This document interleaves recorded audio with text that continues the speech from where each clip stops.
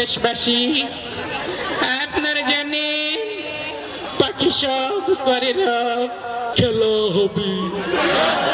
পাখি সব করে রব, রাতি পোহালা।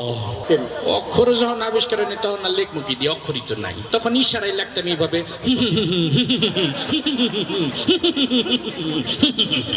এইভাবে লিখতাম।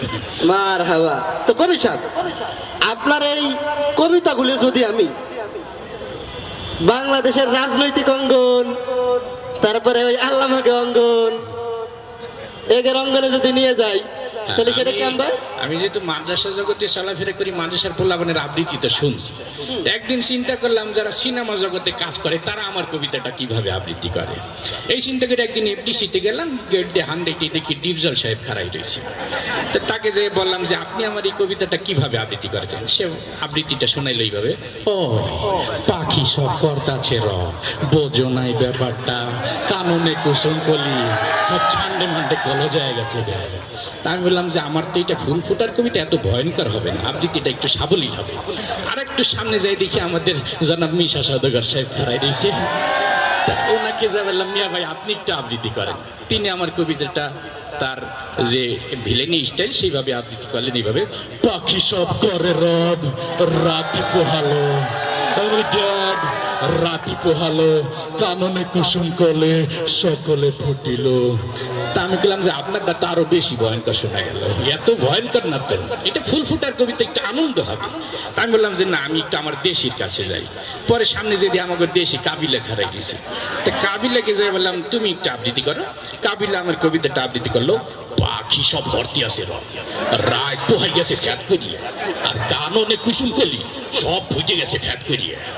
তা আমি বললাম যে মাশাআল্লাহ তোর আবৃত্তিটা সুন্দর, কিন্তু মাঝখানে স্যাট করি আর ফ্যাট করি কোন সময় আসলে, এটা তো আমি লিখি নেই। তাই বললাম যে থাক, তোর আর আবৃত্তি শুনবো না। আর একটু সামনে যাই দেখি যে ইমোশনাল একটা নায়ক আছে না, কথায় কথায় কান্দে, অমর সানি সব খারাই হয়েছে। তাকে যা বললাম যে ভাইটি আপনি একটু আবৃত্তি করেন তো। উনি তো আমার কবিতা দেখে কানতে কানতে কইতেছে, পাখি সব করে রব, রাতি পোহালো, কাননে কুসুম কলে সকলে ফুটিল। তা আমি বললাম আপনি কান্দেন কে, এটা কি কান্দার কবিতা? এটা আনন্দের কবিতা, আপনি আনন্দ করবেন। আমি বললাম আপনাকে দিয়ে হবে না। আর একটু সামনে যেয়ে দেখি মান্না সাহেব খারাই ছিলে, ওনাকে যা বললাম যে মিয়া ভাই আপনি একটু আবৃত্তি করেন। উনি ওনার মতো করে আবৃত্তি করলো, পাখি সব করে রব, রাতি পোহালো, আম্মা জান রাতি পোহালো, কাননে কুসুম কলে সকলে ফুটিল। তা আমি বললাম আপনার আবৃত্তিটাও সুন্দর, ভয়েসটাও সুন্দর, কিন্তু মাঝখানে আমার আম্মা জানের লোক মিডিয়া, আমি তো আম্মা জান লিখিনি। আর একটু সামনে যেয়ে দেখি যে অ্যাকশন হিরো কথায় কথায় মারামারি করে রুবে, উনি খারাই রয়েছে। ওনাকে যা বললাম যে জনাব আপনি একটু আবৃত্তি করেন। উনি আমার কবিতা তো সেই টিমিতে কয়, পাখি সব করে রব, রাতি পোহালো, কাননে কুসুম কলে সকলে ফুটিল। আমি বললাম থামেন, আপনার কাছে আমার কবিতাও নিরাপদ না, আমিও নিরাপদ না, কোন সময় নাক মুখ জোরে একটা ঘুষি মেরে দিবেন বলা যায় না।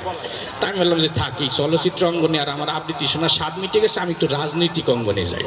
রাজনৈতিক অঙ্গনে যাই, প্রথমে দেখা হয়ে গেল আমাদের সবার প্রিয় কাকু, সবাই যাকে কাকু কাকু বললে ডাকি আর কি। তাই কাকুকে যাই বললাম যে কাকু আমার কবিতাটা একটু দেখেন তো। উনি আমার কবিতাটা দেখি বলতেছে খেলা হবে।